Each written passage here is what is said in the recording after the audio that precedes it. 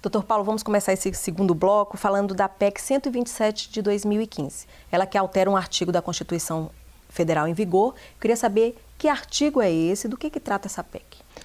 Essa PEC, ela altera o artigo 109, inciso 1 da Constituição, que trata da competência da Justiça Federal, uma parte da competência da Justiça Federal. Como que é hoje a competência da Justiça Federal no 109, inciso 1? A Justiça Federal, ela julga causas envolvendo a União, autarquias, fundações e empresas públicas federais que funcionem como autoras, réis, terceiras, interessadas, etc. e tal. E esse artigo, ele exclui dessa competência as sociedades de economia mista federais, como por exemplo a Petrobras e o Banco do Brasil, e exclui benefícios previdenciários por incapacidade, por acidente de trabalho e questões falimentares. Com a PEC 127, se passa para a Justiça Federal as sociedades de economia mista federais, como a Petrobras e o Banco do Brasil, por exemplo, e também julgamento de benefícios previdenciários do INSS por acidente de trabalho. Existe uma razão histórica por que o benefício previdenciário de acidente de trabalho é o único benefício de competência da Justiça Estadual.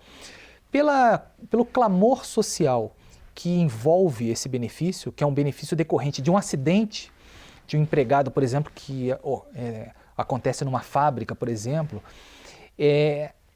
numa época em que se discutia muito a questão dos direitos trabalhistas e tudo mais, a Justiça Federal ela era praticamente nas capitais. Então nós tivemos um período entre 37 e 67 sem a Justiça Federal.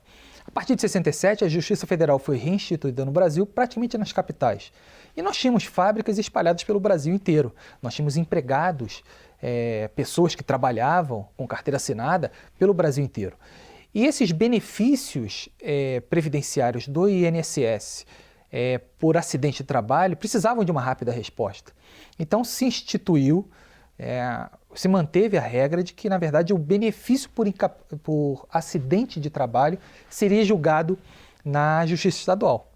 Hoje, não tem mais sentido, a meu ver, com todo respeito, a manutenção dessa competência na Justiça Estadual, porque a Justiça Federal hoje é interiorizada. Ela é bastante capilarizada por vários municípios no Brasil afora.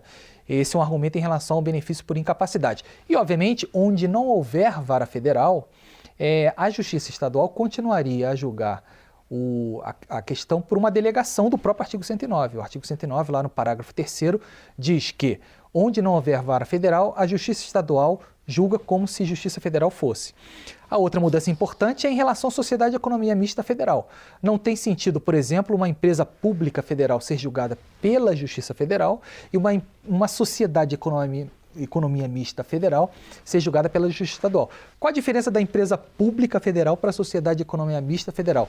A empresa pública tem o capital público exclusivamente. A sociedade de economia mista, ela tem o capital majoritário público. Então, por exemplo, a Caixa Econômica, ela é uma empresa pública federal, capital exclusivo da União. Ela é julgada pela Justiça Federal. O Banco do Brasil, que é igualmente um banco, como a Caixa Econômica Federal, é julgada pela Justiça Estadual porque ela tem o capital majoritariamente público e tem uma parte de capital privado. Ou seja, a ideia é uniformizar as empresas estatais, todas elas federais, no âmbito da Justiça Federal. Trazer essa competência para a Justiça Federal significaria também mais rapidez em dar uma resposta ao cidadão?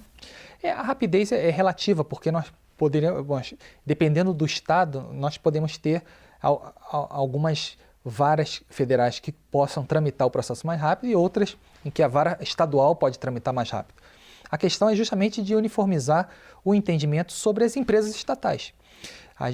Fica-se imaginando, por exemplo, e aí qualquer governo, por exemplo, que resolva abrir o capital de uma empresa pública.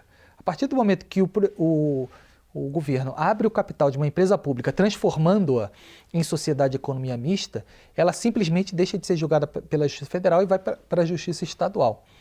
Um exemplo, a empresa de Correios e Telégrafos, que é uma empresa pública federal.